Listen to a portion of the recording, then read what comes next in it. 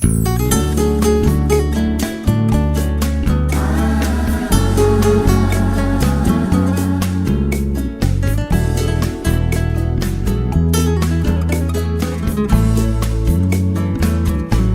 alguém me pergunta quem sou num pedaço, humilde respondo no meu compasso.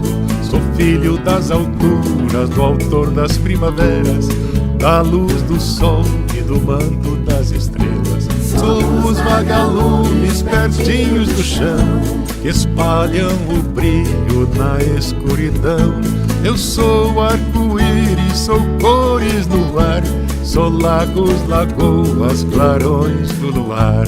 Eu sou essas fontes que vêm das pedreiras, pulsando os rios e as cachoeiras.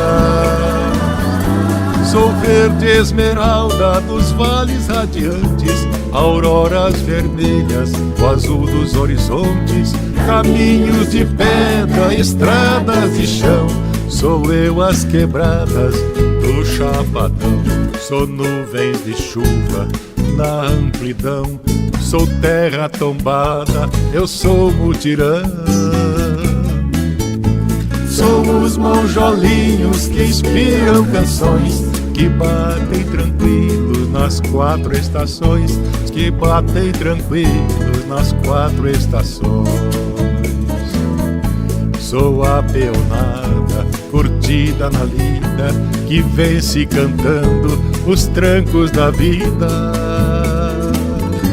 Sou o agropoeta que canta o amor e as maravilhas do interior. Sou a natureza, sou esse mundão, sou a liberdade, eu sou o sertão. Sou a natureza, sou esse mundão, sou a liberdade, eu sou o sertão, eu sou o sertão.